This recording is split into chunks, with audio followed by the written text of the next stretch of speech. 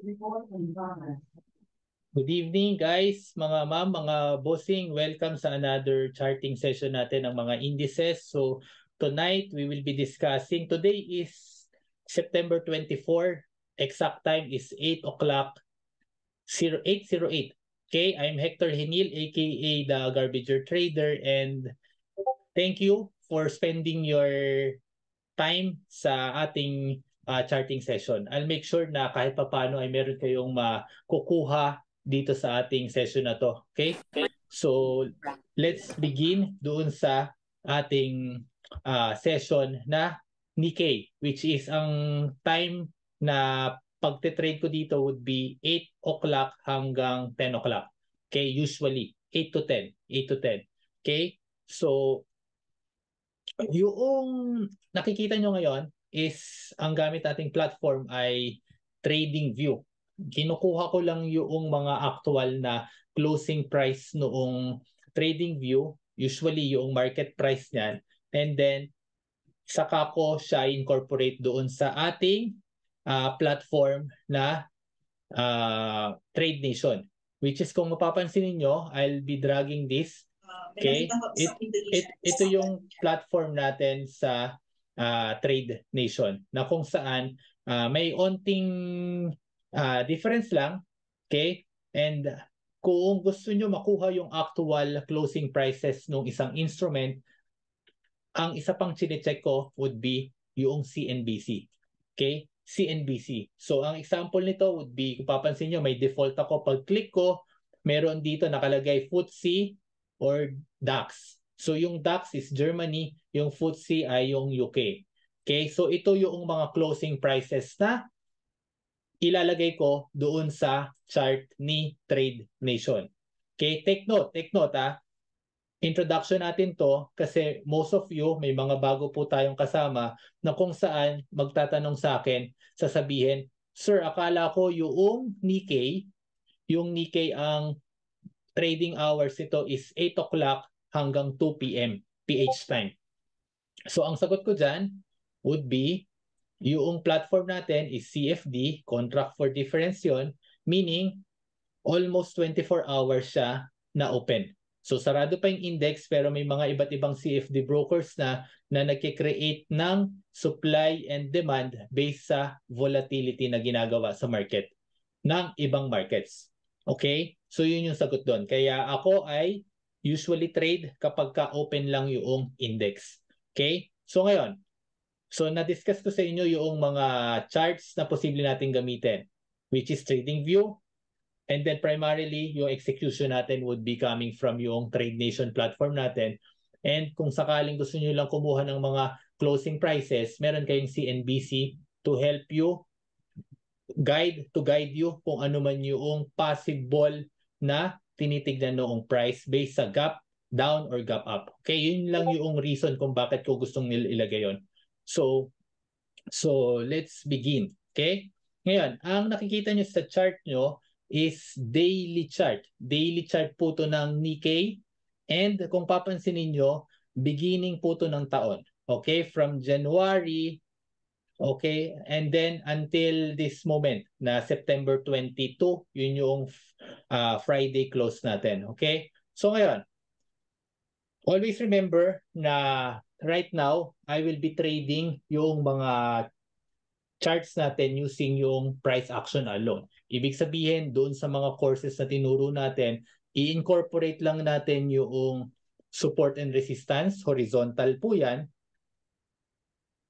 And then, yung mga trend, which is technically higher high, higher low kapag uptrend, and then lower low, lower high kapag ka naman downtrend. Kung walang trend, that would be range trade. Okay? So ngayon, ba't ko sinabi yun? Kasi dito ngayon sa nakikita nyo sa ating chart, kung papansinin nyo, meron akong nilagay na trend line. Trend line. So yung trend line, any 2 points can form a line. Ibig sabihin, dalawang pivot point lang, mga sir, could be already a trend. So in this case, nagsimula ako dito, sa base na yan, kinonect ko dito, and then kung papansinin nyo, tinouch din yan dito, dito. And then, yung next na touch na niyan, nagkaroon ng momentum sa area na yan, yung next na touch niyan would be dito sa area na to. Dito, and then dito. So, ba't ko sinasabi yun? Kasi may storing sinasabi yung chart. And ano yung story na yon? So, sa area, nung nagsimula tayo ng March, ay tumaas siya, nagmomentum siya hanggang mid-July. Okay? Yun yung gustong sabihin nito. May momentum tayo hanggang mid-July. And take note, that is March, April, May, June, July. Almost 5 months po siya na uptrend. So kung uptrend ang isang stock, usually dapat ang bias natin dyan, most of the time would be to go long. Okay? Yun lang yung gustong sabihin natin dyan. Okay? And then, ngayon, noong latter part ng July, nagkaroon tayo ng testing ng trend line. Trend line. Ibig sabihin, tinitesting tong support na to. Okay, meron diyang horizontal support. May horizontal support sa level na yan. Okay? May horizontal support na nag-support. Pero take note, short-lived lang yung pag-support niya. Bakit? Hindi man lang niretest tong area na to dito sa perspective na yan. And take note na meron tayong trend line dyan na nag-resist siya. Okay? Nag-resist yung trend line dyan sa area na yan and it made a new low. Ba't ko nasabing new low? Pansinin nyo, itong area na to ay mas mababa doon sa previous na support. So nag-create siya ng bagong support which meron na tayong dalawang signal. Dalawang signal na humihina yung uptrend. Humihina yung uptrend. Una, break of trend line. Pangalawa, break of horizontal support. So dalawa na yon. And it doesn't mean na bagsak na yan. Hindi po. We saw noong time middle part ng August hanggang last week, kung papansinin nyo, ay meron tayong possible trend na ginawa. Which ito yung diniscuss natin last time. Okay, gagawa ako ng trend line ngayon to see na meron tayong long-term trend but then pwede tayong gumawa ng trend dito and connect yan. Okay, yan yung panibagong trend natin. Mini trend ang tawag dyan. Bakit? Kasi nagke-create siya ng higher high. Okay, ito yung higher high, higher low, and then panibagong higher high, higher low. Sa perspective ng trend line na yan. And then, dito na, ito yung sinabi natin last week na webinar na kung saan we might see more downside kay Nikkei or sa mga indices. In this case, tinesting na niya itong previous resistance at nag-resist yung area ng 33,500. So ngayon, pansinin nyo, this is a very bullish candle. Okay? This one. Very bullish candle yan. Very bearish candle. Bearish candle yan. Bakit? Kasi nga, almost maraboso. Ibig sabihin, full-bodied candle. And nasa area siya ng trend line. So, ang next nito would be, ito na yung confirmation niya. Full-bodied candle na nag-break doon sa support natin or doon sa trend line natin. Which is bearish. Bearish sa atin yan.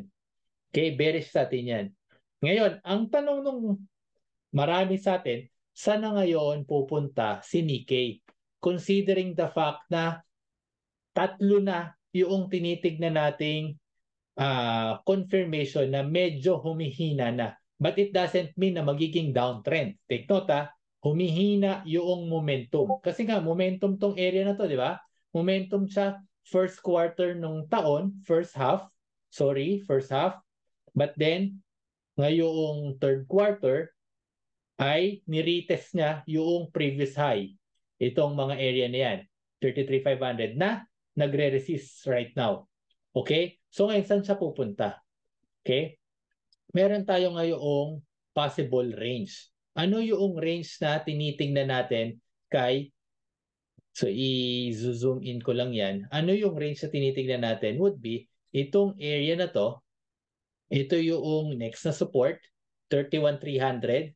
And then, ang next naman nating resistance would be, basically, yan lang 33,422. Ganun lang kasimple.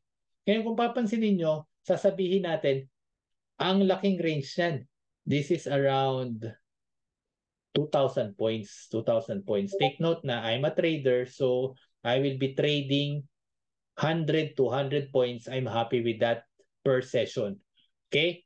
So, pagka ganyan, ang ginagawa would be, pupunta tayo ngayon dun sa mga intraday charts natin. But, we will just consider yung intraday kung meron na tayong bias, initial bias sa daily. So, right now, ano yung bias na tinitignan ko? So, ngayon, kung papansinin nyo,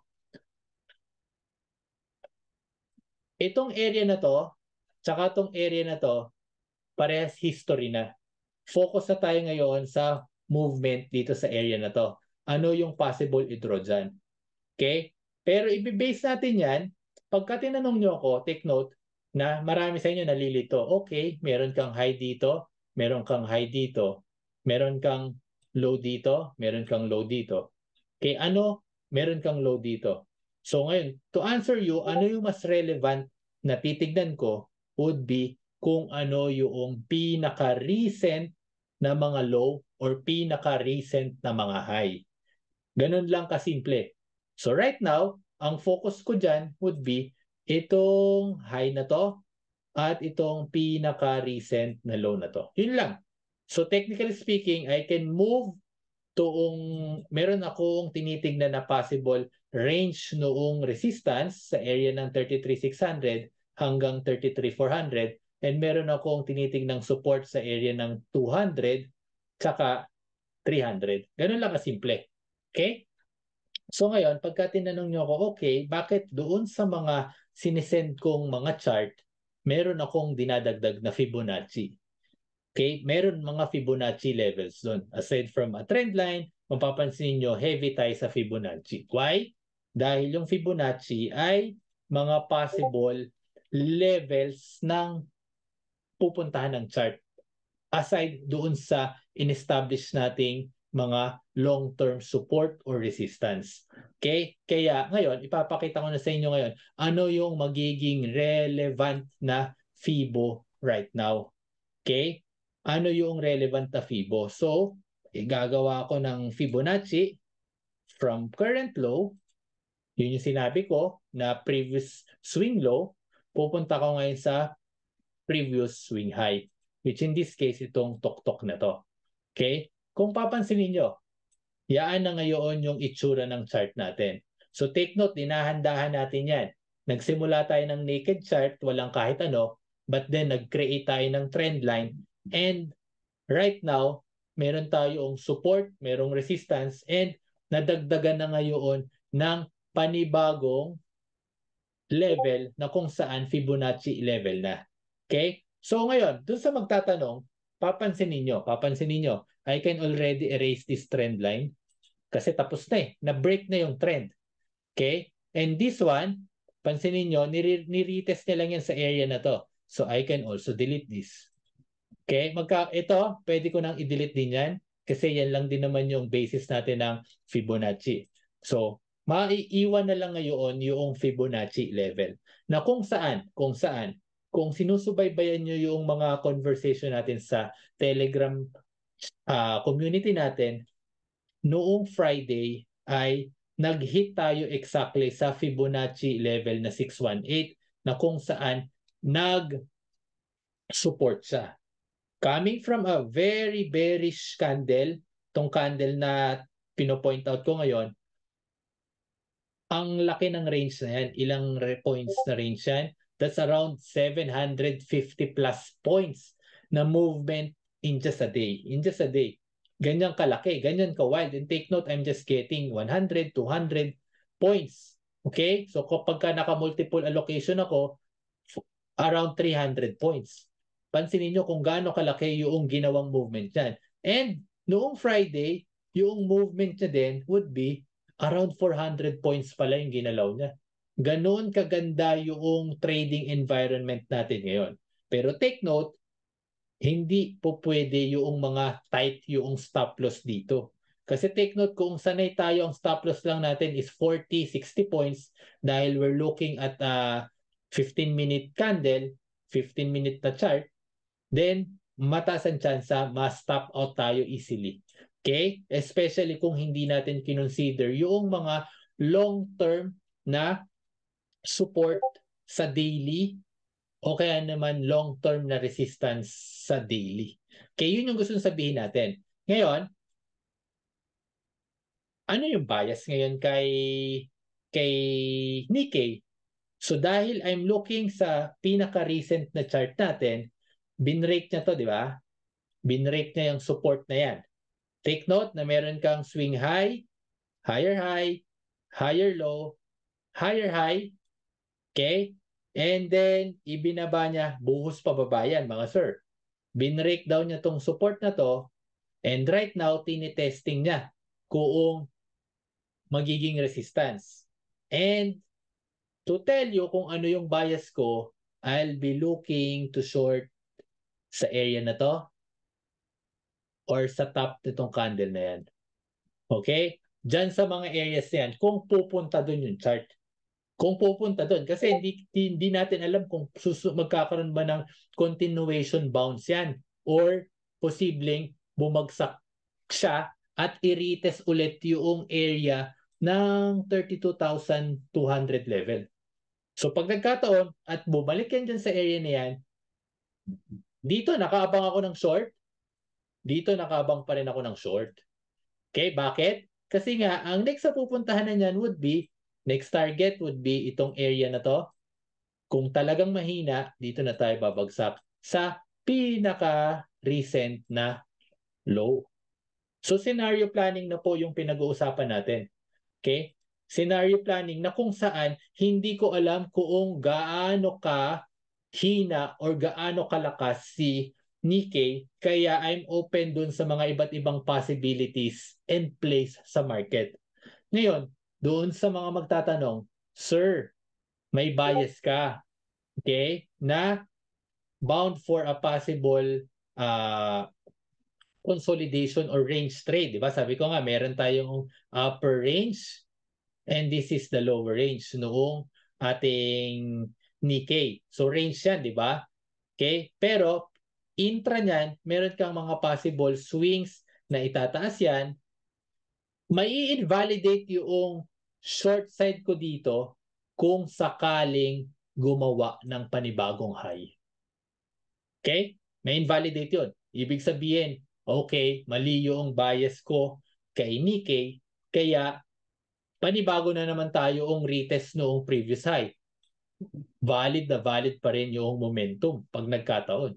I will be adjusting my trend lines. Yun yung gusto sabihin dyan.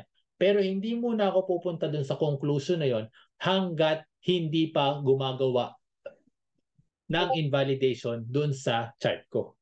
So right now, pag nagfo-form yung mga candles sa area na to, sa area ng 32,700, take note, meron pa tayong whole number na 33,000. Sa area ng 33,000, okay, area ng 33,000, somewhere here yan, ay that's a strong psychological whole number na posibleng mag-react yung price dyan.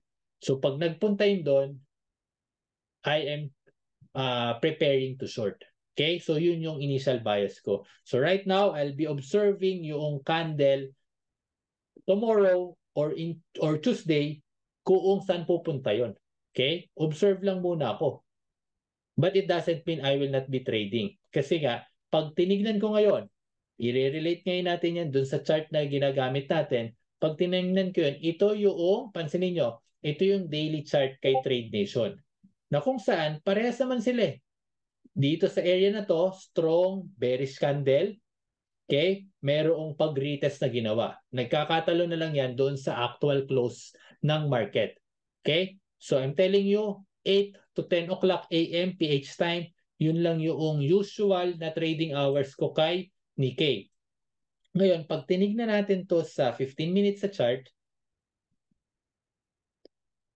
oh, Yeah, ito yung 15 minutes. Pansinin nyo na ngayon na ang dami na niyang tinitignan. Okay? Pero ang focus ko lang would be kung kailan open yung market. So kailan open yung market would be 9:30, 8 o'clock to 2 p.m. So pag tinignan nyo, last Friday, ang opening niya would be 8 o'clock. 8 o'clock, itong candle na to, I'll be pointing that out. Itong candle na to, okay? Yung candle na yan, wait. Hopefully nakikita nyo yung sulat, no? Okay, yung candle na yan, pababa na lang, tsaka hanggang 2 p.m. which is itong area na to. Okay? Yan. Yung candle na yan. Diyan lang open yan. Ito intra na yan. Kay CFD na yan na market. Okay? Kaya by the time na pumalo ng mga 3 o'clock, ibang market naman ako. So from there, kung papansinin nyo, you can trade yung mga swing. So ano yung mga possible styles ng pagtitrade natin? So kung papansinin nyo, meron tayong possible breakout sa area na to. Okay? Meron kang box dyan. Ibig sabihin, ito yung higher, ito yung resistance, ito yung support. Okay? So meron kang breakout dito sa area ng 250, which tumuloy. Tumuloy siya. So yun yung possibility na mag-go-long. At ang sabi ng Fibonacci natin, pansinin nyo na, in-incorporate natin, dun sa area ng 250, ito yun, yung previous low na yan, kung kailan nag-close si Nikkei sa chart na to, around 234, okay, 230, pansinin nyo, area yung pinag-usapan natin na kinonfirm nung market na okay, meron palang malapit na support dyan na 618 na tinouch na lang. On the way up, take note we will be buying on the way up, which is ito yung candle na to, somewhere here. Okay, maglilista lang ako dito. This is my initial buy. Although bumibili ko sa support meron akong setup dyan. Okay, ito yung confirmation ko, followed by this candle, and then ultimately, nag-breakout na siya. Ito na. Merong additional breakout dito. Okay? So take note na, dito sa area na to, I'm done trading. I'm done trading that. Okay? Ibang market naman ako. Yun yung susunod nating i-discuss. So ganun ko siya incorporate na kung saan yung pinapakita ko ngayon kay Nikkei is 15 minutes. Take note, meron pa akong time frame na 1 minute, meron pa akong time frame na 3 minutes or 5 minutes. Yan yung mga execution time frames ko para at least mas lumiit yung risk. Mas lumiit yung risk, pero ang downside nun, kailangan mas precise ka din. Otherwise, multiple stop out yung aabutin natin. Okay? So ngayon, question mga sir. You can turn on your mic or di kaya naman ay i-chat nyo kung ano yung tanong natin kay Nikkei.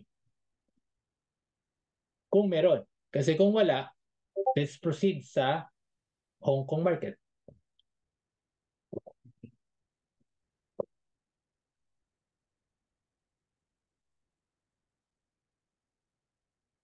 Yes, Sir Fred. Kindly, pwedeng turn on yung mic para mas mabilis or pwede rin namang type na lang din. Okay? Ang tanong ni Sir Fred, is it okay to just leave the TP and SL?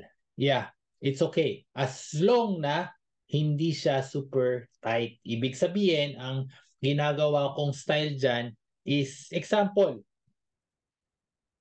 meron akong setup, let's say a breakout yan, in-expect kong magtuloy siya, in this case, katulad nito, if I'll be buying, okay, details na to ng execution natin if I'll be buying sa candle na to, itong candle na to, I'll be pointing this out para lumabas yung candle. Meron kang makikita dito, open, high, low. Yung close niya, 247. Let's say I'll be buying sa breakout ng 247. So maglalagay lang ako, let's say 5 points above niyan. So that would be 32,252. Yun yung nakalagay sa order ticket ko na entry level. Ang stop loss ko niyan would be yung pinaka-low, 32,157. Let's say maglalagay lang din ako to accommodate yung spread natin na 4 points, maglalagay lang ako ng 5 points na buffer or leeway. So magiging 157 minus 2, magiging 152 yung stop loss ko.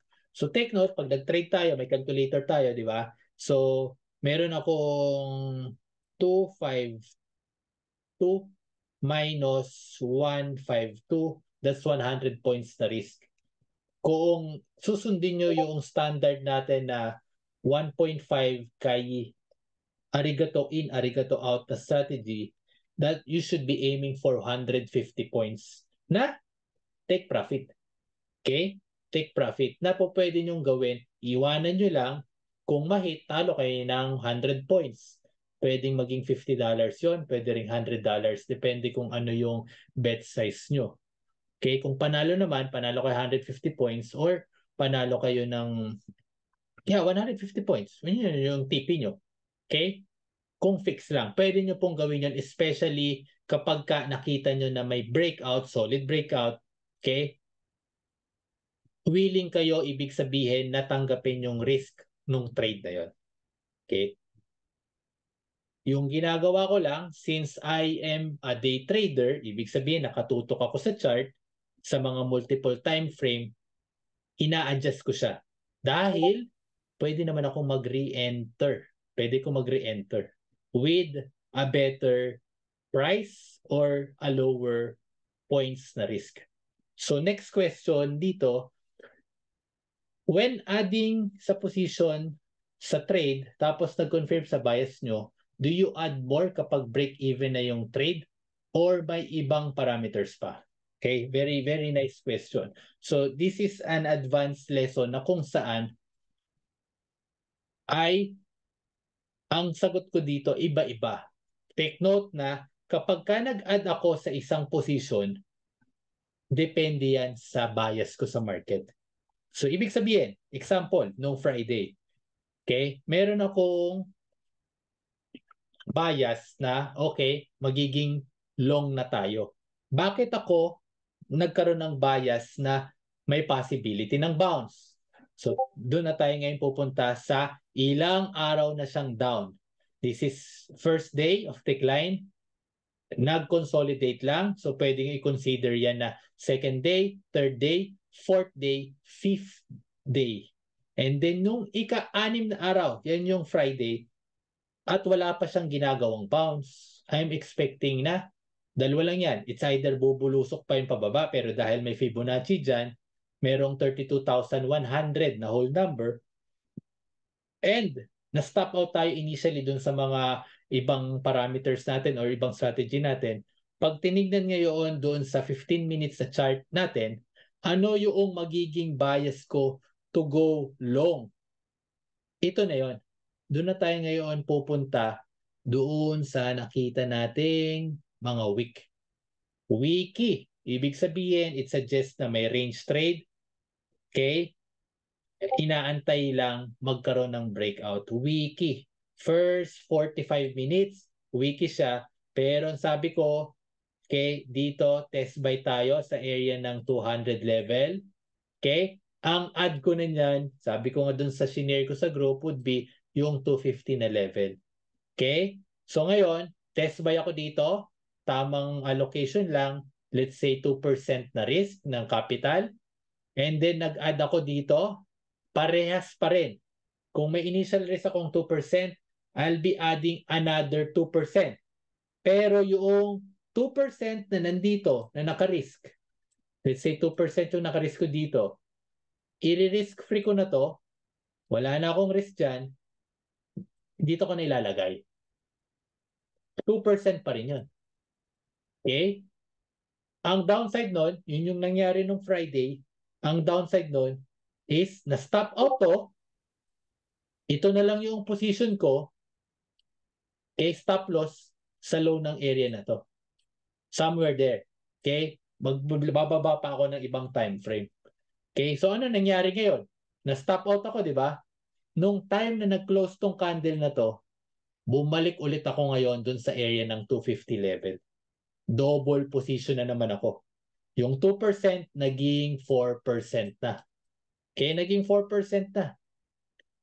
At take note, sa isang position, I'm willing to risk 5% maximum sa capital ko.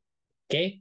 So kung magdadagdag ako, let's say very aggressive yung pagdagdag ko, magdadagdag ako dito, I'll make sure na pag nagdagdag ako dito, yung dalawa kong nauna, risk-free na. Ang risk ko na lang is 2% ulit dito. Okay? Ang stop loss ko doon sa area noong break-even nitong dalawang to. Pwede bang mangyari na okay, ahead na ako ng 2%, mawala lahat? Pwede. Okay? Pero ang kapalit nun is yung matinding bulusok ng capital kung sakaling tama yung bias mo.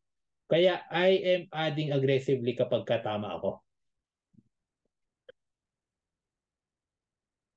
Okay, so yun yung sagot ko doon ha. Again, uulitin ko, meron akong kailangang bias na masunod sa daily chart.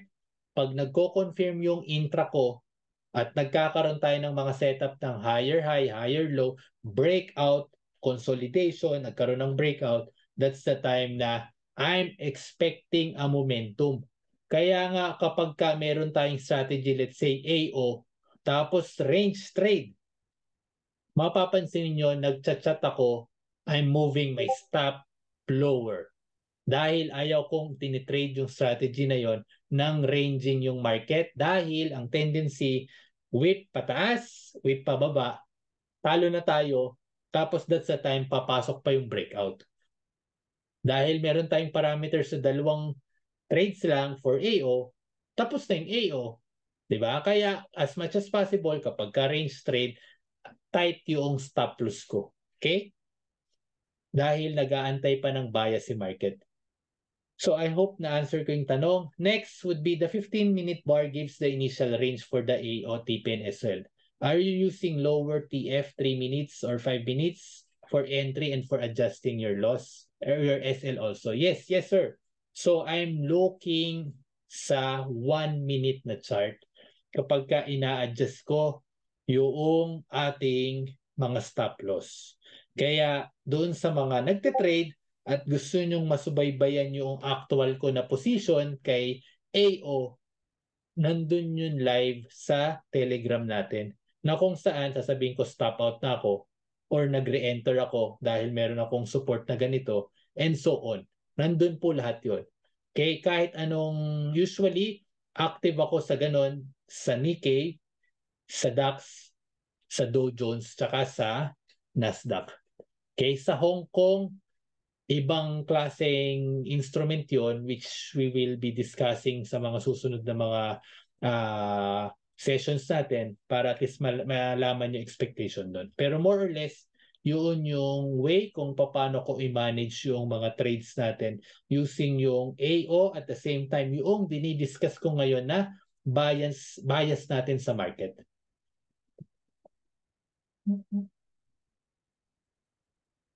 Okay? So meron pa po bang tanong regarding kay Nikkei? So kung sakaling okay na kayo kay Nikkei, ngayon I will just check yung mga bago sa inyo na gustong matuto noong ating pagte-trade. Meron tayong website na kung saan ito yung makikita nyo, garbagers.com, nandyan yung mga courses natin. Meron tayong YouTube page na kung saan dun sa mga bago po, kindly like and subscribe dahil yung mga content natin ay ina-add dito. Libre lang po yan. Kung may natututunan kayo, kindly share dun sa ibang mga taong gusto pang matuto ng pagtitrade. And ultimately, kung kailangan nyo ng community, meron tayong courses na po pwede nyo i-avail para at least makapasok kayo dun sa minamanage ko mismo na Telegram group na kung saan I'm trading yung iba't ibang mga indices. So one last question for Nikkei would be, will you also use yung lower low and lower high or higher low and higher high on the 1 minute chart? Okay, to decide or still use the 15 for the trend. So initial trend would be daily. Daily lagi yung initial trend. Pagka nakita ko na nag-a-agree yung daily sa 15 minutes, that's the time I'll be using yung initial trend sa 1 minute or even 5 minutes. Okay, doon ko na ititrail yun. Depende doon sa ginagawa noong candle. Okay? So medyo vague medyo general yung pagsagot, pero more or less kapag nakita nyo na or nasubaybayan nyo yung way of trading natin, usually I'll just putting my trail stop above, let's say, 15 minutes. Okay? So example, sir. Dito sa candle na to, okay, dito sa candle na to, let's say wala akong biniling support. Kunwari wala akong biniling support kasi range trade eh. Meron kang support, meron kang resistance, 250 whole number. Yan lang yung tinitignan natin, 250 whole number. Now, nag-close. Unang time, nag-close ng bullish. Bullish candle. Ibig sabihin, yung previous 3 candles niya, 1, 2, 3, wiki. Wiki. Ibig sabihin, sobrang lalaki nung week, indecisive, undecided yung market. Hindi pa siya nagde-decide. Ngayon, dun sa ika-4, which is technically, that's around 45 minutes ng after 8 o'clock, nag-decide siya na okay, meron tayong possible breakout. So ngayon, nung nag-breakout, pagka-breakout dito sa candle na to, kinonfirm nitong candle na to. Saan ako nakaposition? Dito, di ba? Initially, let's say isang position lang hawak ko. Isang position ko. Initially, yung stop loss ko sa low nito. Diniscuss ko kanina, 5 points below that current candle. And then, nag-confirm dito sa candle na to. Let's say I'm not adding. Isang position lang ako. I'll be moving my stop loss dito sa low ng candle na to. Okay, minus 5 points again. Let's say nag-move ulit in favor sa akin, I'll move my stop loss sa low nitong candle na to. And then nag-move dito. Ngayon sasabihin ng iba, pwede ko bang i-move? Well, you can do that. Again, I don't like to discuss na sabihin ko, i-move ko yung candle na to, nag-stop out. Pwede ko rin sabihin na, hindi ko minove yung candle na yan, pero nandyan lang, tumuloy. Again, ang dami ko nang pwedeng sabihin. But then, at the end of the day, I'm teaching you yung process kung paano ko siya i-manage. And then, after that, let's say, hindi ako na-stop out kasi nandito lang yung stop loss ko. O let's say, nag-break even lang ako noong nagkaroon ng breakout dito. Hinold ko lang, malaki na yung kinakapture natin. But ang essence ng sinasabi natin would be, I'll be trailing it as long as I can kung meron ako nakikitang trend. In this case, nag-TP na ako sa area ng, saan ba yung TP ko? Dito sa area ng 350 to 400. Take note, ang laking swing nito. Diyan sa area na yan. Okay? Saan kinuha yun? So take note, meron kang initial risk dito na 50 points, 50 to 70 points. Okay? Yun yung mga initial risk mo, technically. So, kung nag-area ka ng 250, kung may risk ka ng 50, doblehin mo yun, may 100 ka. So 350 technically yung selling mo. Okay? That's how I trade yung mga longer time frame or even yung short-term time frame. But then I don't like to dwell muna doon sa 1 minute kasi medyo sobrang precise na yon. Baka magkaroon tayo ng idea na okay, para pala maliit yung risk, 1 minute na lang yung titingnan ko. No, I consider pa rin most of the time yung 15 minutes na close ng candle. Okay? So hopefully ay nasagot ko yung tanong nyo and then magpo-proceed tayo doon sa next nating index. Okay? But before proceeding, magkakaroon muna tayo ng break, short minute break para at least ay break lang. Okay? Magbabalik tayo mga sir.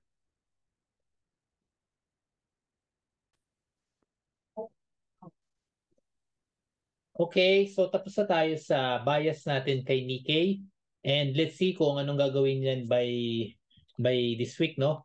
And now proceed tayo ngayon dun sa next na index na tinitrade ko na kung saan ay Hang Seng or yung market ni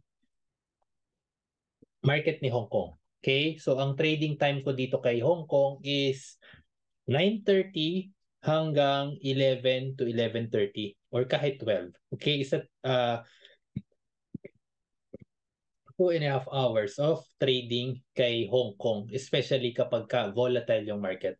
So, katulad noong diniscuss ko kanina kay Nikkei, papansinin nyo na si Nikkei ay momentum siya na humihina yung momentum nito. So ngayon, dito naman kay Hang Seng, pansinin nyo, ay mag-start din tayo sa beginning ng taon. Okay, para parehas yung pinag-uusapan natin kay kay Nikkei, beginning ng taon. So kailan siya nag-begin? Dito sa maglalagay ako ng line, no? Dito sa line dito.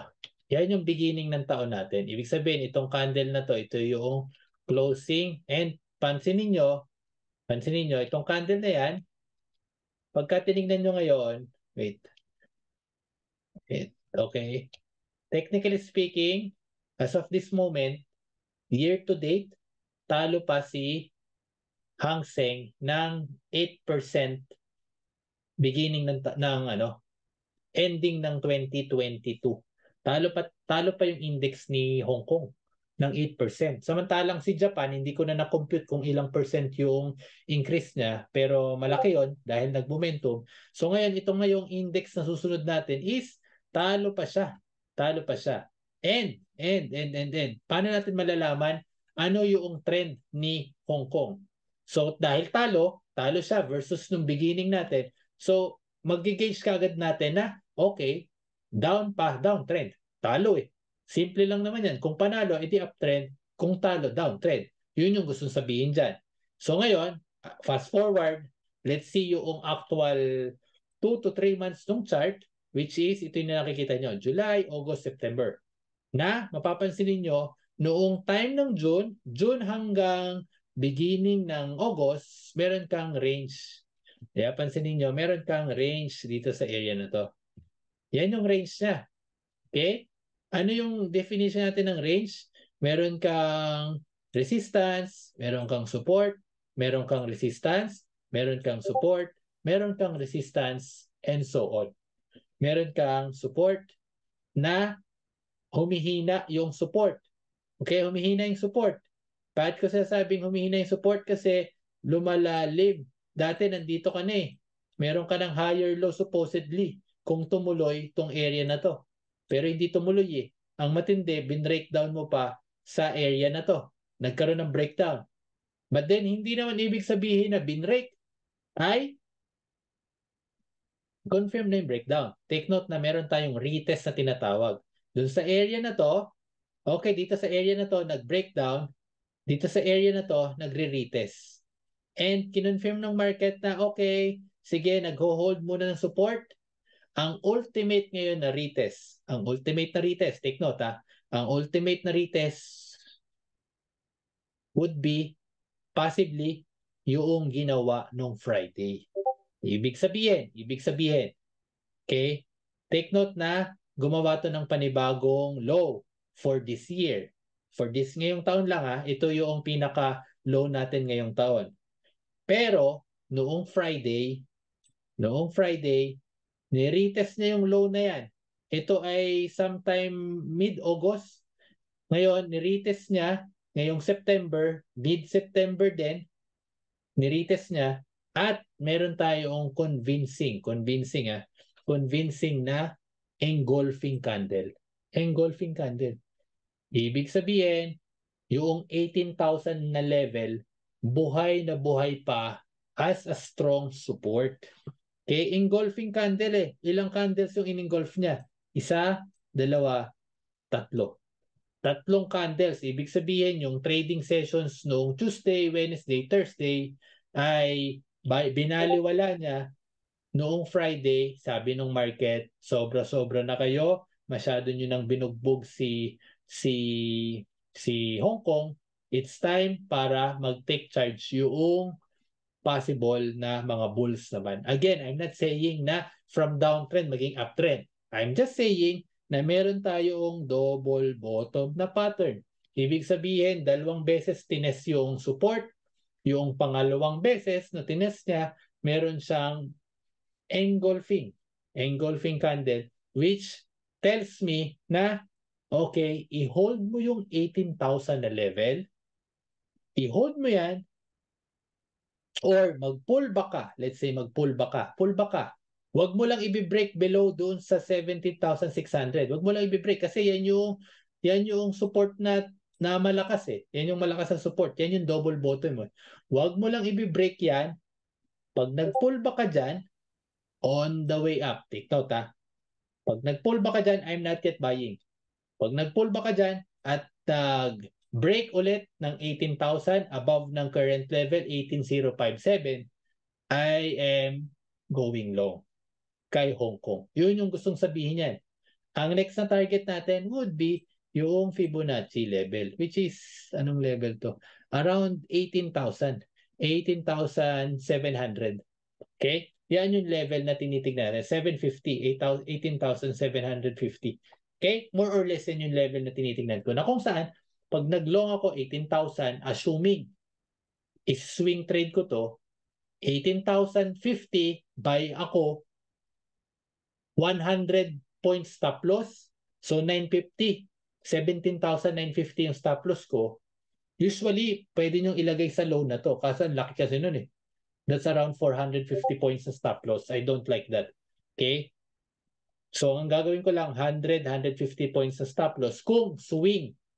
But I'm not doing that anymore. Before, I'm doing that. But ngayon, dahil marami tayo ang tinitrade na mga indices, so marami kong opportunity to keep on trading. Okay? Kaya hindi na ako masyadong nag-swing trade. Okay? So ngayon, yun yung bias ko kay Hong Kong. At mag-a-agree yung chart kapag ka hinold this week yung 18,000 na level. Critical level to mga sir. Critical level to na kung saan may engulfing. Dito na ngayon papasok yung bias natin sa chart. May engulfing eh. Sabi ni Garbinger, bullish daw. Pero come Monday, come Tuesday, bumalik sa 600. Okay? Pag bumalik yan sa 600 at gumawa ng panibagong low, scratch yung idea ni Garbinger na engulfing. Scratch. Okay? Scratch na. Kasi nga, I'm expecting a possible mini pullback lang. Let's say, testing ng 950 area, 900, 950 area. Ayaw ko nang ibabalik yan on all the way back sa 550 area. Okay? Ngayon, isa pang chart na pag-a-analyze ang titingnan natin. Okay, mapapansin nyo, gumawa lang ako ng Fibonacci dito. Kanina, yung Fibonacci ko is uptrend. So, kinuha ko yung low papunta sa taas. Pero dahil yung chart na tinitignan natin ay downtrend, mapapansin nyo yan sa total growth or decline for the year, down pa siya. That's the reason kung bakit ang gamit ko would be from this swing high to the current swing low.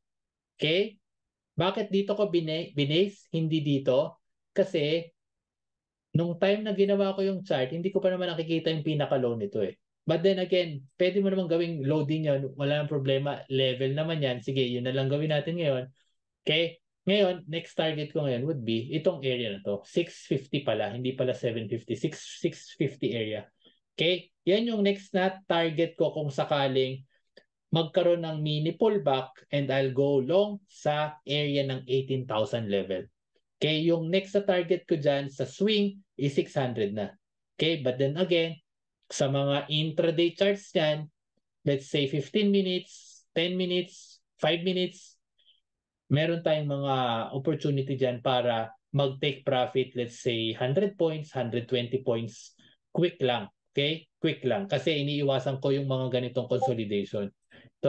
Yung mga ganito. Okay? Ayaw ko ng ganyan.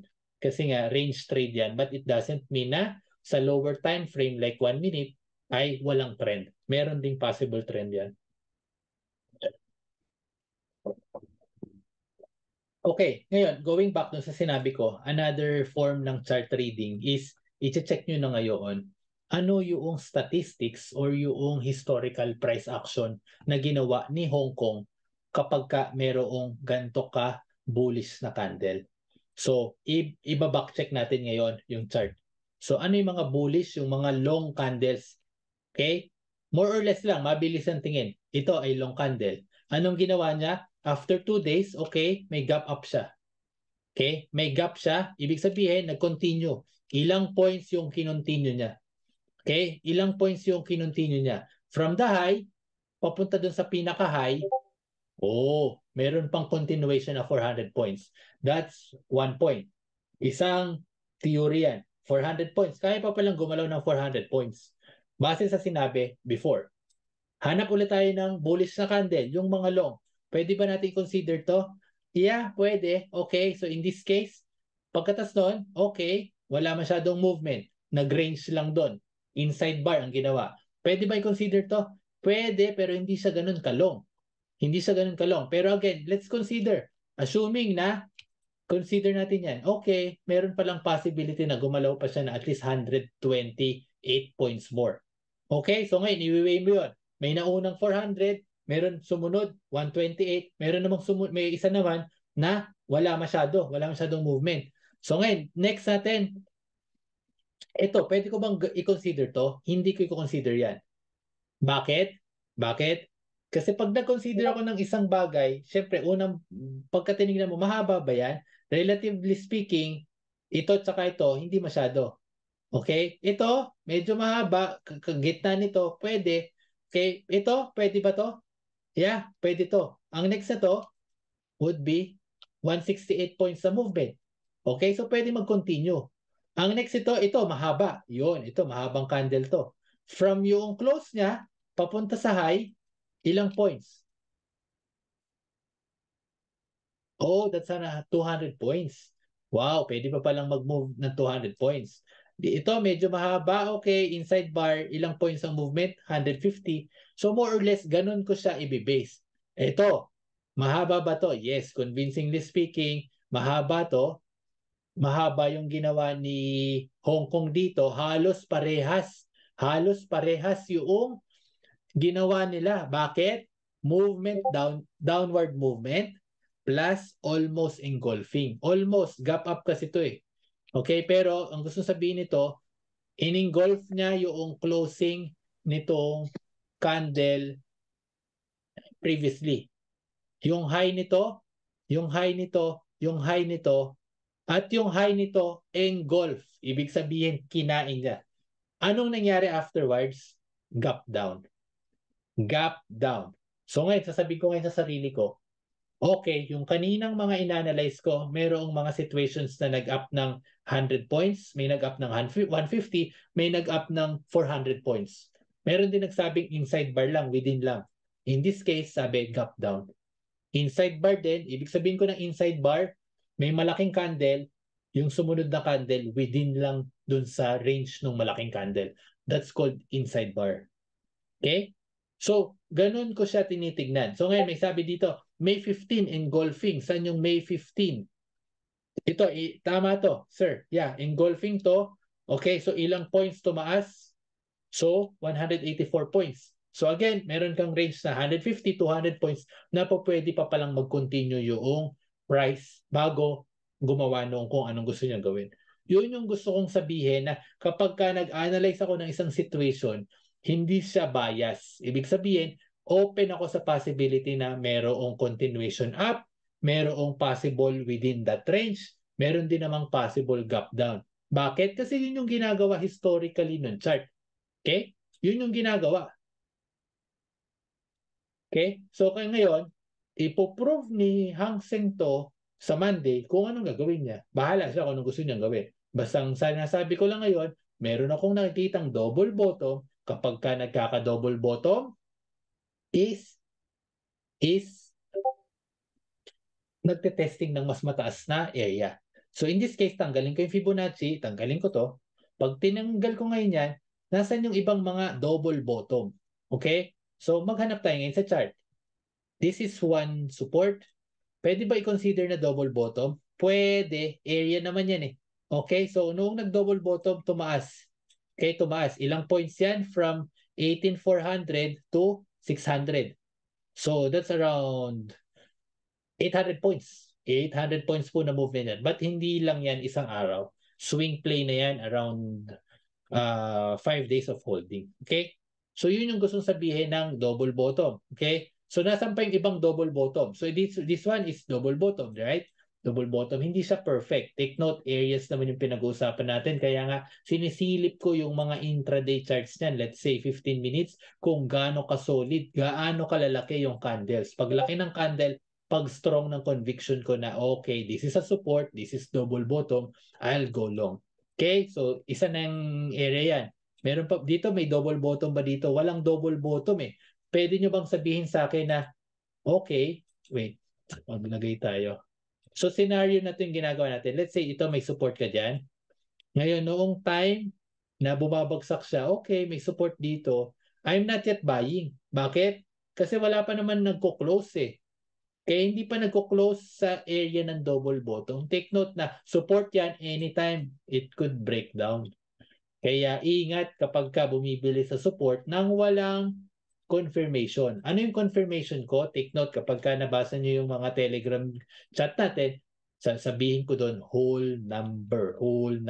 Uulit-ulitin ko. Asan pa yung double bottom dito? This one. Tanggalin ko to. Clear double bottom. Wait. Meron kang support dito. This one. Yeah. Double bottom. Pero, kailan nag-double bottom? Unang testing, pangalawang test, nag-gap up na. Okay? So, ito yung mga medyo mahirap i-trade. Kasi nga, hindi siya within one trading day. Okay? Pero pag inanalyze mo yung chart, okay, massive movement down, pumunta sa support, okay, it's time na maliit yung risk natin. Buy above this candle, daily yung tinitingnan natin, cut loss below, and then times 1.5 to 2 hour, kuhang-kuha mo yung target mo. Okay, that's how I trade. Pero, intra-chart. Okay, pero kino-consider ko yung daily. So, going back, dun sa ginagawa natin, pag tiningnan na ngayon natin yung chart, ito na ngayon yung nangyayari. Na kung saan, gusto kong mag-pullback yan initially, kung talagang malakas, gap up ka na, no problem. Okay, bahala ka na kung saan mo gustong pumunta. Pero ako, I'll be checking muna yung lower area na to ng retest. 18,000, retest mo 18,000 or 950. Then I will check kung meron tayong mga possibility na to go long sa areas na yun kapag ka tumataas na ulit. Okay? Ganun ko iti-trade si Hong Kong. Okay? So hanggat hindi siya nagkikreate ng higher low or breakout, hindi ko siya hawakan. Okay? So ganun ko lang siya ipi-play out. Okay?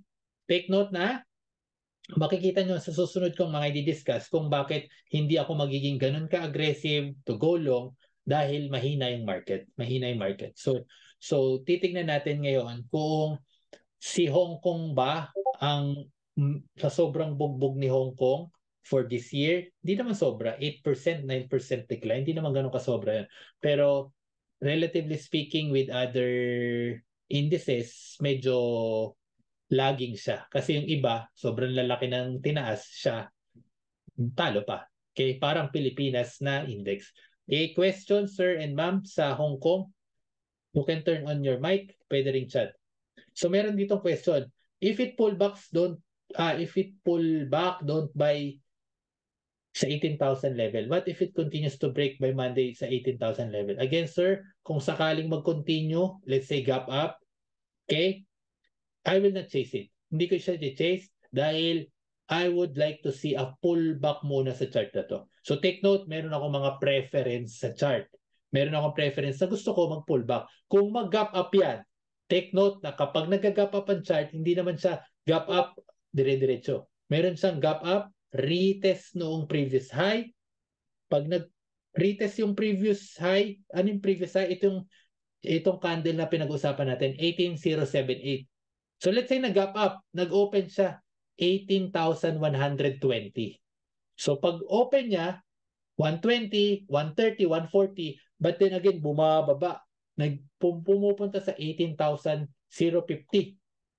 050. Kapag ka nakakita ko ng bullish candle doon, that's the time na pwede ko sabihin or i-argue na gap fill. Yun yung makikita nyo sa Telegram ko na Telegram natin, nasasabihin ko gap fill. Ibig sabihin, dalawa yon. Pag nag-gap fill, pwedeng tumuloy na dun sa initial gap or gap fill, tumuloy dire-diretso pabalik. Okay? False uptrend or false gap up. Doon na papasok ngayon yung pagiging tight ng stop loss ko. No, kung saan pag nag-gap fill at nag-expect ako ng continuation higher, tight lang yung stop loss ko. Let's say, sa area ng 18,050, gap up, di ba? Nag-gap fill, 18,050. I'll test buy sa area ng 18,050 with a stop loss of around 50 points. Okay, 18,000, yun lang. Ayaw ko nang bumabaya ng 950. Okay? Ganon ko siya iti-trade kung sakaling iti-trade ko si Hong Kong sa Monday kapag nagkaroon ng gap up. Dahil sa utak ko, meron siyang history na posible pang gumalaw ng 400 points. Okay, ganun ko siya titignan. Dito, saan ko nakuha yung 400 points dito? Yeah. Ang pinagkaiba lang nila, mga sir, tignan lang natin ang perspective. Dito, nag 400 points siya. Again, dito napapasok ka scenario planning to. Nag 400 points siya dito. Etong area na to is breaking the resistance. Breaking the resistance, ha? Ibig sabihin, nagkakaroon siya ng momentum. Dito sa area na to, galing siya sa support eh. So, saan yung mga gantong candle na galing sa support? So, dito po, pwede nating sabihin dito. Ito, galing support. Bakit galing support? Massive movement down, 1,500 points. Yung unang candle niya pataas. So, yun yung sinasabi nating possible support. Ito is around 165 na movement. So, nasan pa yung galing sa support?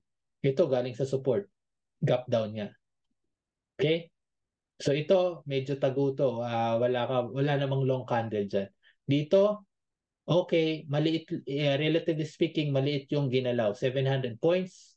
Tapos, one day reversal lang. 400 points na movement. So more or less, ganun ko siya wini-weigh.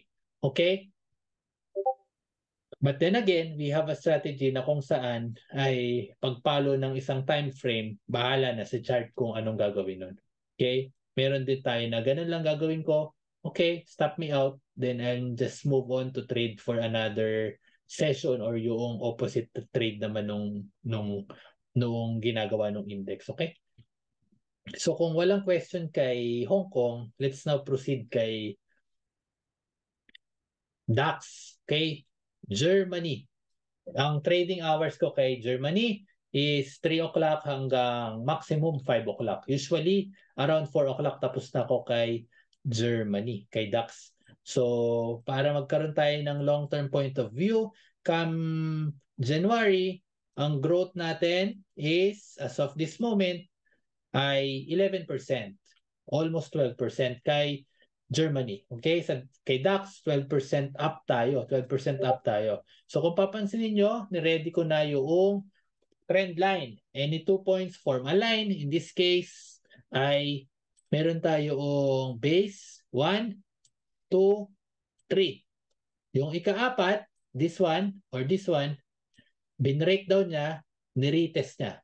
Retest ng trend line. This one is also retest. Okay? So meron kang resistance dito sa area na yan. Okay?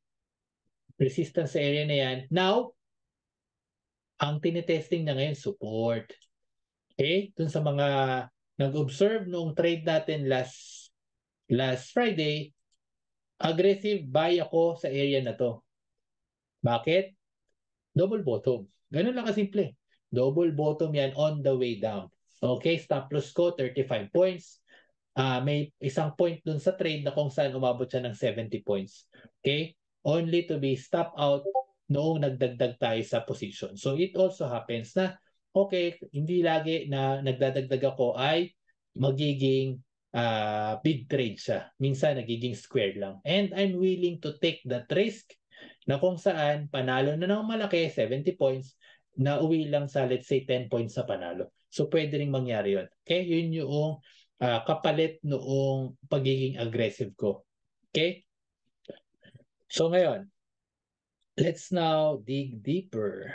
Deeper and deeper dito kay DAX. So alam natin na binrake yung trend line. Okay? And alam natin na currently, ang initial resistance natin would be itong area ng 16,000. 16,000 na lang natin. 40 points away from yung plotted resistance.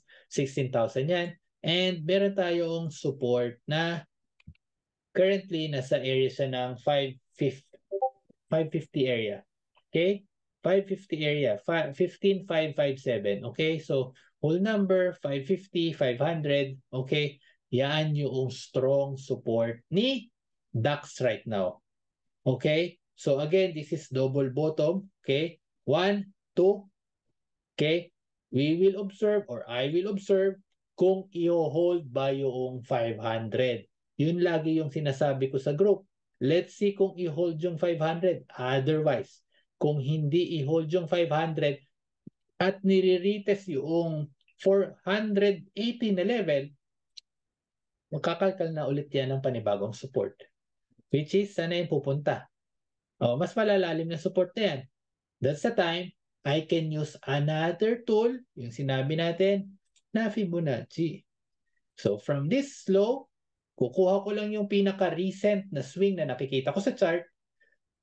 Then sa pinaka-high na yan, magkakaroon tayo ng level. Bakit ko ginagawa yan? Kasi initially speaking, pwede ko namang sabihin sa inyong lahat na, okay guys, ang support nating susunod dito na. But then I will not do that kasi may mga opportunity to bounce here yung chart or this one. Okay? Kaya hindi ko sinabi na dito tayo next. Okay? Kaya ako nag-open ng Fibonacci. So ganun ko siya i-play. Na kung saan kapag ka bukas, let's say weak yung market, ay bumagsak siya tuluyan. Take note na ang pinakahuling bullish candle nito ito. Pero down pa rin siya versus dito sa previous candle. Ulitin ko. Ito yung pinaka-recent na candle, pero down pa rin siya by 15 points dito sa close nito. So technically speaking, from this high to this close, that's a movement of around 230 points. Kung sakaling tumuloy siya at bumaba, binutas yung support, ang next na babagsakan na nito would be downside level from yung pinanggalingang swing is papunta dito. Okay? From this price, papunta dito, that's around 300 points. And take note, kay DAX, makakapture lang ako ng 40-50 points sa isang session, I'm happy. Okay? I'm happy na. So, iba naman yung perspective dito. Kung kila Nikkei, happy tayo kumapture ng 100, 150. Dito naman kay DAX kasi ang base price lang natin is around 15,000. Happy na tayo sa 40, 50 points or 70 points na movement. Okay? Yan yung downside ni DAX. Ang upside nito, then we have a range. Ang range na Fibonacci level from 500 papunta sa next na Fibonacci which is 750. That's 250 points na range. Okay? So, ganun ko ipi-play out yung ginagawa ng chart. So, that's for DAX. Kung papansinin nyo, ganun kasimple. Okay? So, right now, nasa support ako. Hindi ko alam kung anong gagawin yan. Wala akong bias kay DAX. Kaya kapag ka nag-open yung market, gap down, ibig sabihin nun, may weakness. Gap down eh. Diba? So, kung may weakness, edi anong gagawin ko? Edi maghahanap lang ako ng possible entry to go short kasi weakness siya. Okay? So, ganun ko siya i-trade si DAX. Okay? Question kay DAX.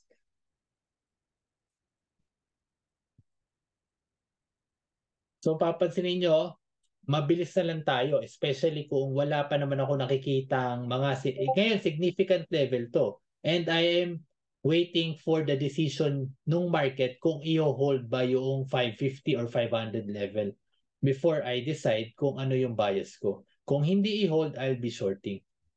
Kung ano yung target, sinabi ko na may Fibonacci levels ako na tinitingnan. Okay, so kung walang question kay Dax, take note ha. Hopefully, type clear kung sakaling meron Isusulat mo, kayong... alam mo ang tama sa mali. Wait lang. Okay, excuse me lang. Commercial lang yun. Okay, so may mga nagre-review lang. Okay, so tayo rin, nagre-review din tayo ng mga charts natin. Okay, so type I'm learning kung sakaling meron kayong natututunan doon sa ginagawa nating process kung paano mag-come up ng bias. Kung nandyan pa kayo, okay? Pa-type lang sa chat box natin kung nandyan pa kayo, sir. Mga sir.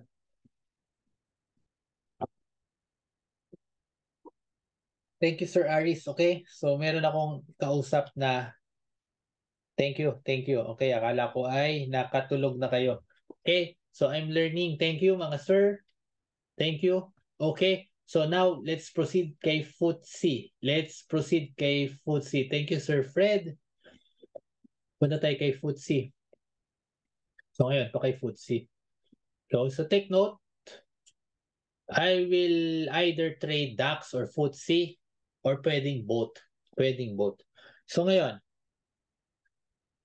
kung papansin niyo yung chart ko, it's either a combination of horizontal support and Fibonacci plus trend line. Yun lang makikita niyo sa chart ko. In this case, makikita niyo kay FTSE, resistance line lang. Resistance line lang.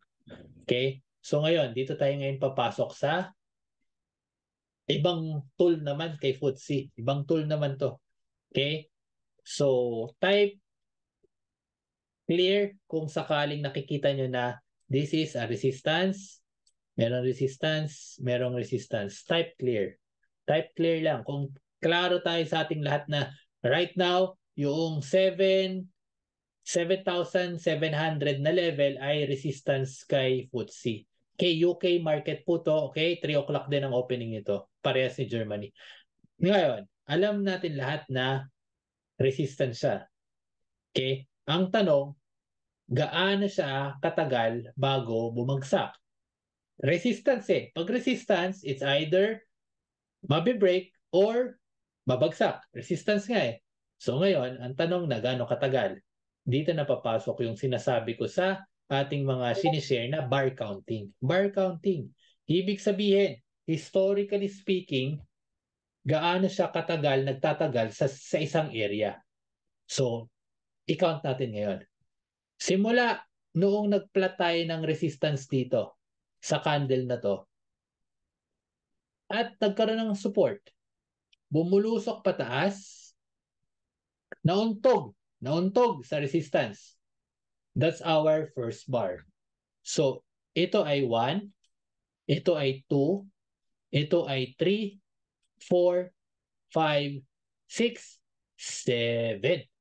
Ibig sabihin pala, historically speaking, 7 touches sa isang area. So in this case, bumagsak. Noong bumaba, ilang touch bago nag-support? Let's count also. Meron kang support dito sa area na to. Noong na-touch niya, pansinin nyo, dito sa area na to, hindi natin kita, no? Assuming hindi natin kita yung areas dito. Hindi natin kita. Pwede naman natin yan i-back, pero ayaw ko nang i-back yan kasi nga meron tayong drawing tool. So, let's say in this case, sa area ng, let's use the whole numbers, 250. Sa area ng 250, ilang beses niyan tinouch? Okay? Isa, dalawa, tatlo. Tatlong beses niya tinouch yung support. So, nung nag-touch dito, isa, dalawa, tatlo. Yung ikatlo, nag-move up. Okay, ito yung candle na to. Yung ikatlo, hindi siya nag-move. Sa ika-apat siya. Okay, sige, 3 or 4 candles. Good. Nagsusupport. Dito, sabi dito, 7. Now, let's check pang ilang candle na tayo ngayon. Isa, dalawa, tatlo, apat, lima, anim, pito. So anytime in the next coming days, we might be seeing a possible decline further. Base sa sinabi nito di ba? Yun lang ang gustong sabihin noong history, noong DNA, noong chart. Na, okay, ikapitong candle mo na pala noong Friday, hindi ka bumagsak. Okay, pwede palang posible na tingnan natin kung doon sa ikawalo, ito yung ikawalong candle niya, bumagsak ng malaki. Tingnan natin kung yun yung gagawin. Pag yun ang ginawa niya, at least lahat kayong nandito ready to go short. Diba? Ganun lang kasimple. Magsushort tayo kasi yun ang sabi noong chart. Okay? Which is technically speaking, this is just a big range trade. Hanggat may invalidate, again, may invalidate yung setup natin kapag ka Monday, bukas po yan, nag-close above area ng 720. Iba na yon. Iba na yung usapan doon. 720. Okay? Also, take note na medyo nagiging mas volatile yung market ngayon. Ba't ko sinabing mas volatile yung market? Kasi mas malalaki yung range ng candle. Ilang points yan? Let's compute. Let's compute. Okay, so ganyan ka-tedious or ganyan ka-detalye yung ginagawa natin kapag ka tumitingin tayo ng isang chart. So in this case, ilan to? Ang high is 736. Ang low ay 634. 102 points. Itong candle na to ay 745, 640, 105 points. And so on. Magkaka-size naman sila. Samantalang dito, ang candle dito ay 723 minus 654, 70 points lang. Dito, kumuha tayo dito ng candle, 703, 629, 70 points. So more or less, medyo mas malalaki yung candle sa nangyayari ngayon. Mas volatile. Okay? So yun yung dynamics ng ginagawa nating chart trading na kung saan hindi na lang tayo nagdedepende ng higher high, higher low ba yan? In this case, kay FTSE, this is a range trade. To be consistent, ilang percent bang simula nung nagsimula yung taon si FTSE? Wait, excuse me. December. Okay, so ito yung huling chart niya. 30. Ito na. Okay, so ilang points? Currently, almost flat. 2.65% lang. Almost flat lang si FTSE. Kaya nga sabi, range trade lang siya. Okay, 3% above. Okay? 3% above pa lang. Samantalang si Germany, ilan yung kinumpute natin? 8 to 10? Okay? 8 to 10% si Germany. Si Hong Kong down ng 8%. Si Japan, di ko nagawa kanina. Okay? But more or less, ganun yung way ko ng pag-trade. So in this case, dito, I'll be shorting sa area ng 650 level. Okay? Stop loss ko would be 700. That's around 35 points. Malaki na yon. Usually kasi kung gumagamit ako ng 15-minute na chart, ang stop loss ko lang usually kay FTSE would be 15 to 20 points. 15 to 20 points lang mga sir. Okay? Ganun lang kaliit. Okay? Ang tipiko dyan, 30 to 40 points. 1.5 to 2. Okay? Minsan nga 1:1 lang. Kung talagang mabilisan lang. Kasi nga, si FTSE ay range market. So, range market. Kaya, last week, hindi ako nag-trade kay FTSE. Dahil, bakit ako hindi nag-trade? Yun yung rason kung bakit hindi ako nag-trade. 7 days 7 days. Supposedly, pwede na ako mag-trade noong Friday, but then hindi ako nag-trade dahil nag-focus ako kay Germany. So, yun lang yung reason nun. Okay? Pwede kong mag-trade pero kay Germany ako nagtutok. Okay? Type okay kung sakaling nakuha nyo si FTSE. Straightforward lang yan. Nasa resistance, then we should be finding for a area kung saan tayo magre-resist. Okay? Thank you. Now, let's go doon sa last two charts natin, which is technically speaking, that is our market. Primary market natin, Dow Jones, tsaka Nasdaq. Yun. Okay, just in case may tanong kayo, kindly turn on your mic and then salita lang kayo. Okay, so si Dow Jones, ganun din. Bago na, Dow Jones, ang pagtitrade ko kay Dow Jones would be 9:30 hanggang maximum na ako ng 12. Okay, maximum na ako ng 12. So, simulan natin yung katulad nung ginawa natin kila Germany tsaka kay simulan natin beginning ng taon to give you a perspective. Ano ang outlook? December 31, anong ending nito? Okay, ito yung December 30. Ang ending nito dito. Okay, ilang percent up si Dow Jones? Wow, almost flat. Almost flat. 3%, 2.5% lang. Halos kaparehas siya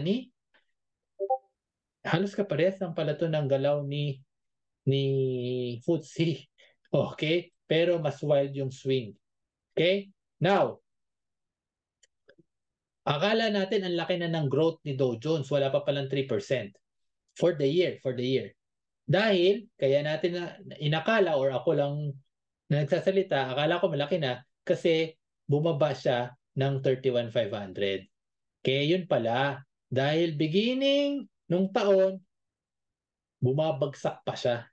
Bumabagsak pa siya. Nagre-retest pa. Okay?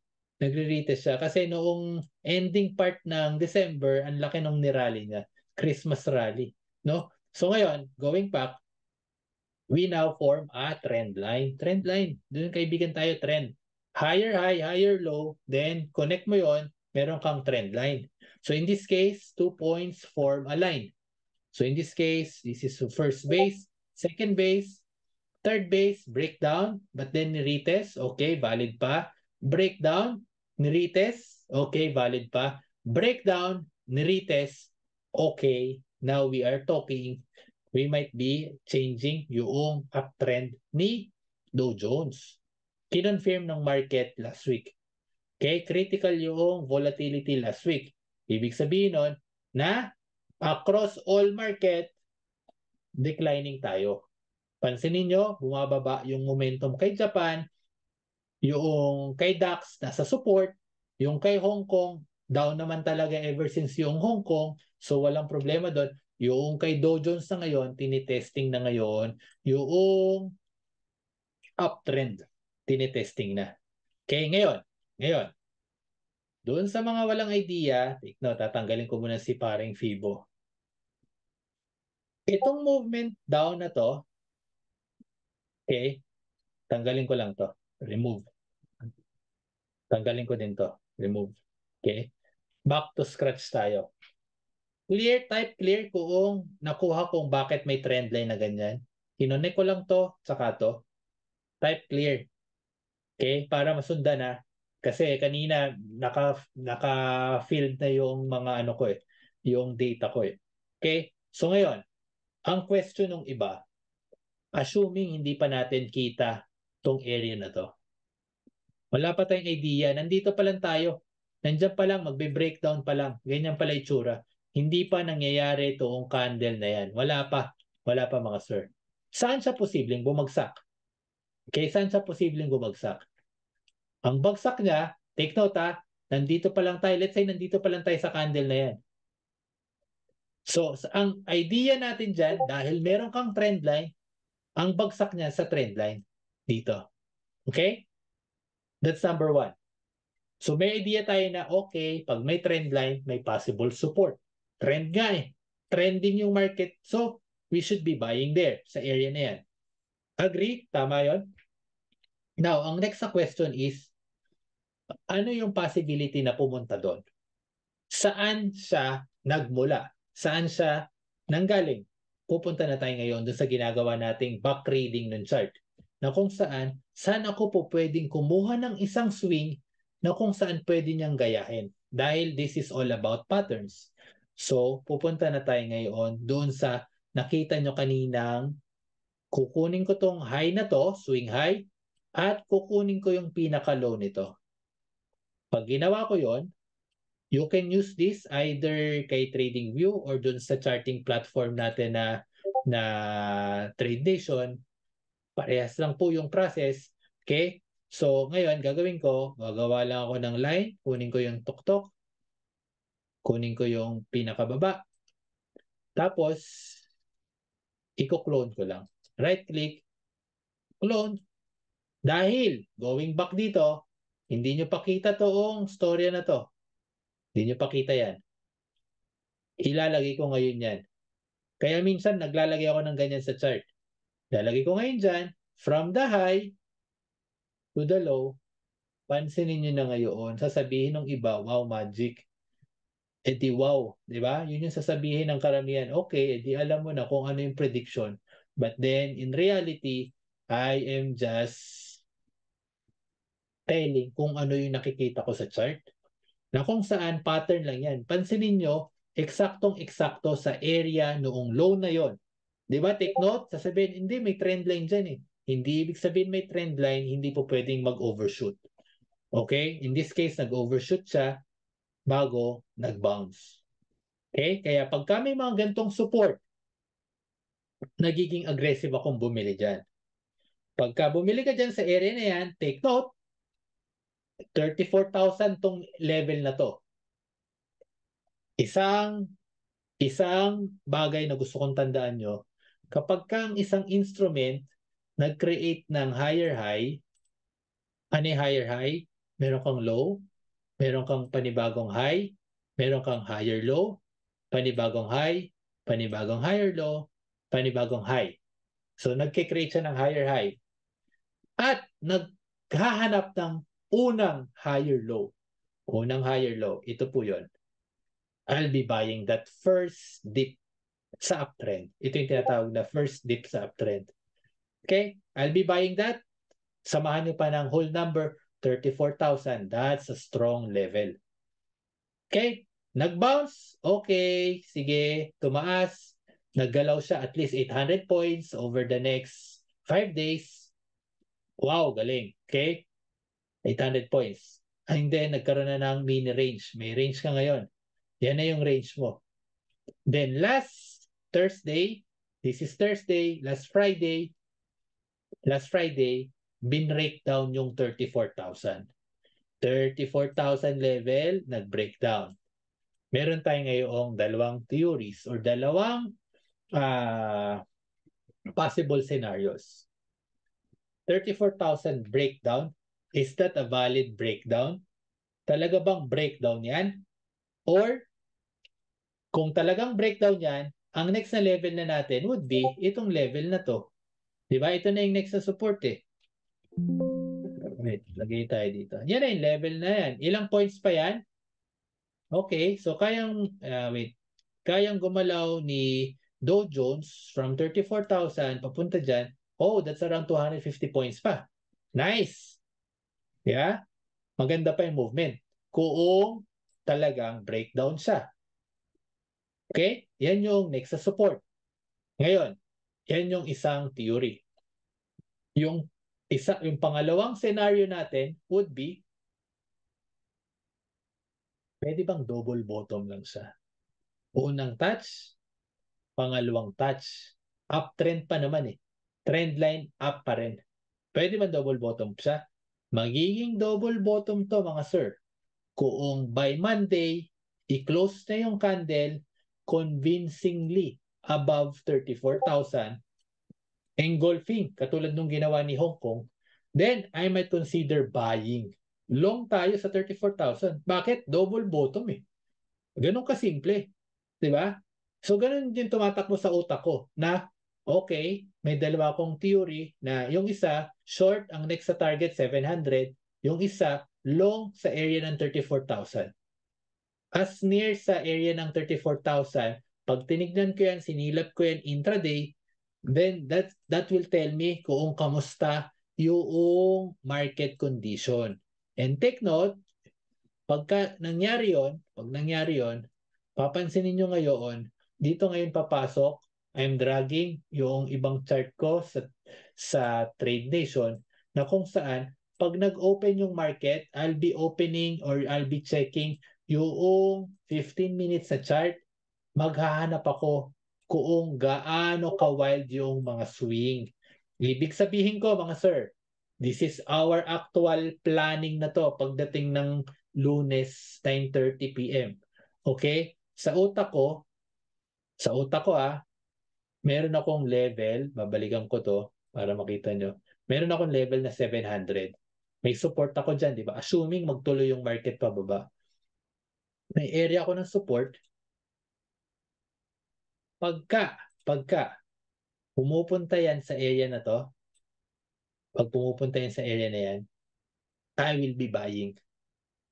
Let's say gap down, at nag-gap siya, 800, bumagsak tuluyan, mabilisan, bumibili ko sa area ng 700 with a stop loss of at least 50 to 70 points. Okay?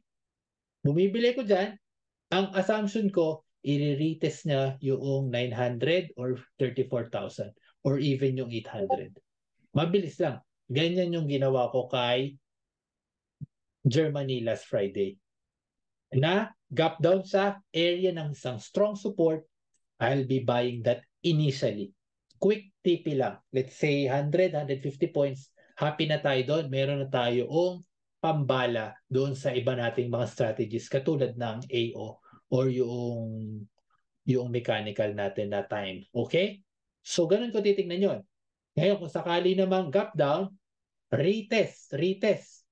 Gap down, let's say 900 points siya nag-open, nagre-retest ng 34,000. Kapag ka nakakakita ko ng mga bearish candle, katulad nitong candle na to, wait, itong mga ganitong candle, na nire-retest yung resistance, okay, nire-retest yan. Pag nakakita ko ng ganyang candle, pwede ko mag-test by short. Ang additional confirmation ko na would be break below this candle. I'll be adding sa position ko. Kapag nangyari ang candle na yan dito sa area na to. Okay, ganun ko siya ipi-play out. Otherwise, kung i-overshoot na at gumawa ng gantong candle, then that's the time I could be going long. Maglulong ako pagka nakakita ko ng mga weak na candle. Wait, clear ko lang. Clear. Let's say gap down. Gap down, let's say 900 area. Bumababa ng 800. Okay? At biglang merong candle na ganito. Okay?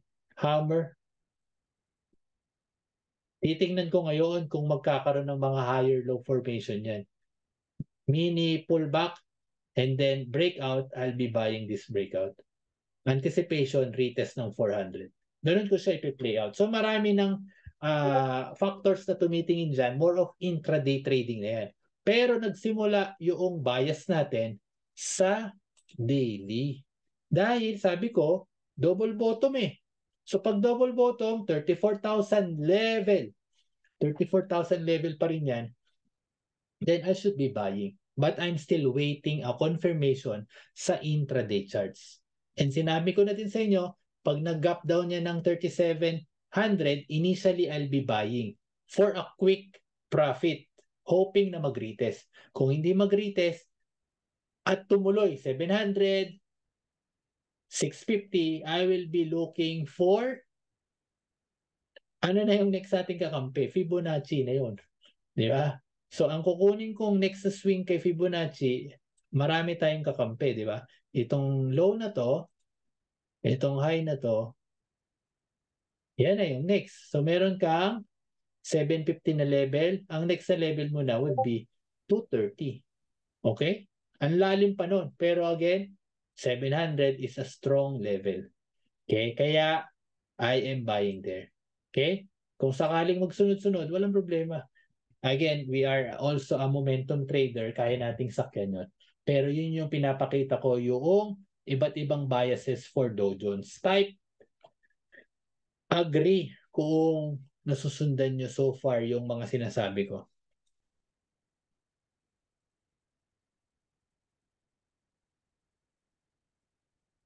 Okay, thank you mga sir. Thank you mga sir. So, may tanong po ba kayo kay Dow Jones? Kasi kung si Dow Jones ay nag-double bottom, now, ang next na range natin would be, meron kang high dito.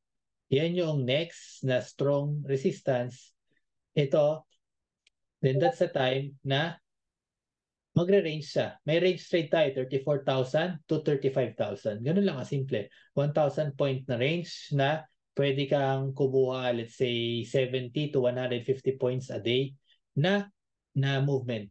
Okay? Price movement. Kayang-kaya. Nagkataon lang for the last 3, 4 days, 5 days, sobrang volatile ng galawan ni Dow Jones. Okay? Or ng market. So last natin would be Nasdaq. So katulad ni Nasdaq, merong Fibonacci dyan, may trend line dyan, and so on. Puntahan muna natin ngayon yung ating long-term chart. Beginning ng taon,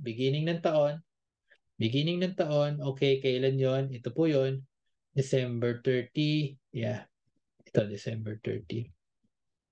Papunta sa current price ngayon, ano bang presyo ngayon? 701. That's around 34%. Yan yung sinasabi kong momentum. 34%. Dahil last year, down naman kasi siya ng 33%. Okay? So over the course of 2 years, almost flat siya. Okay? So ngayon, fast forward, yung swing na to, pagka kinloan ko at nilagay ko sa pinakatuktok, okay? More or less, nandun siya sa area na yon. Nag-overshoot lang dito sa candle na to. Okay, nag-overshoot lang. But then again, this is also a support. Okay? So, nag-overshoot siya. Ito yung swing na to. Nag-retest siya ng Fibonacci from high nito sa low nito. Yun yung Fibonacci ko. Now, fast forward.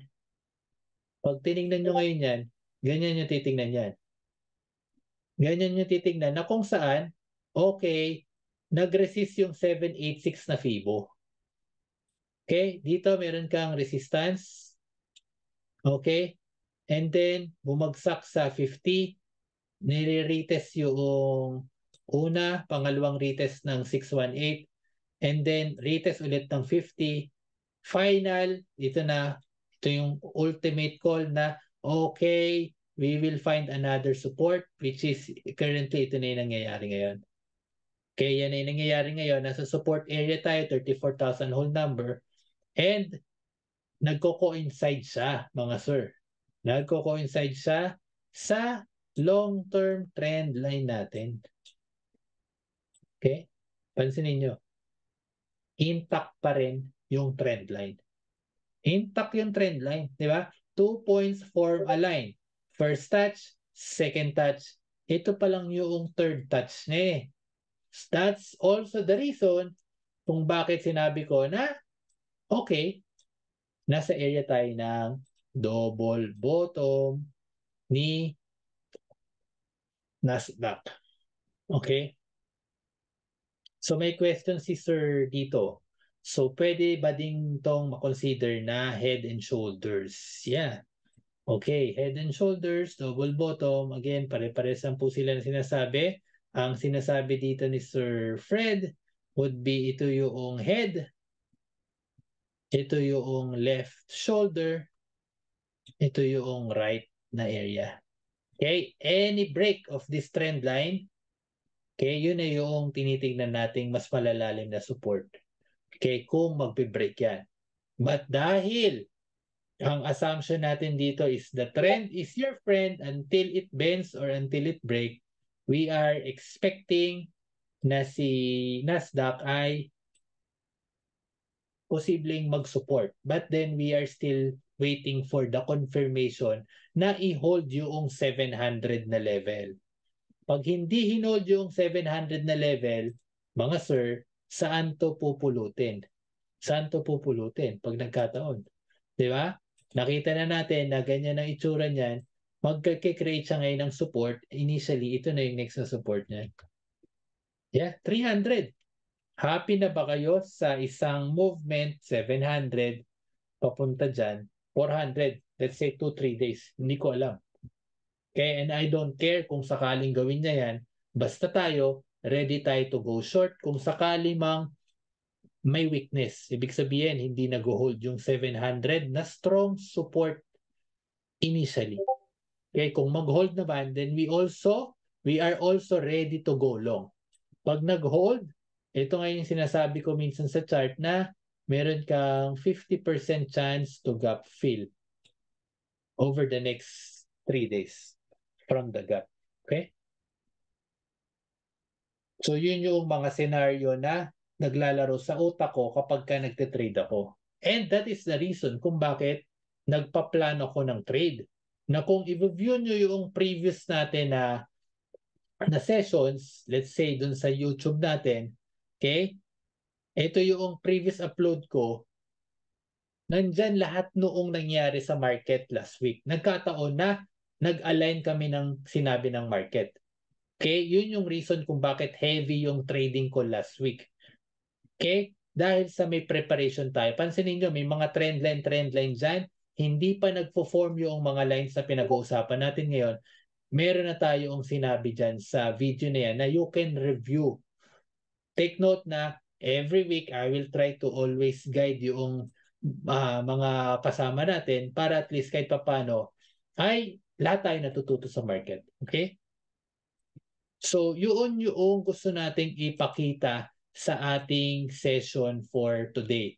Okay? I will, kung meron kayo natutunan, again, pakiusap ko sa inyo, share yung video natin.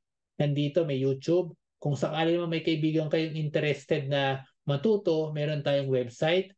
Okay, dun sa mga wala pa or gustong interested matuto ng mechanical way of trading, yung AO approach natin, meron din tayong course dyan. Okay, AO, Mechanical Trading. Okay, meron tayo dyan. I-click nyo lang yan, makikita nyo yung kung magkano at the same time kung ano matututunan nyo. PM me kung may mga tanong kayo. And then ultimately, kung gusto nyo lang ng freebies tungkol sa mga dinidiscuss natin katulad ngayon, meron tayong mga weekly sessions kung paano tayo mag-trade ng mga indices. Okay? So ngayon, see you and I'll stop the recording. Okay, stop ko muna yung recording. Stop ko muna.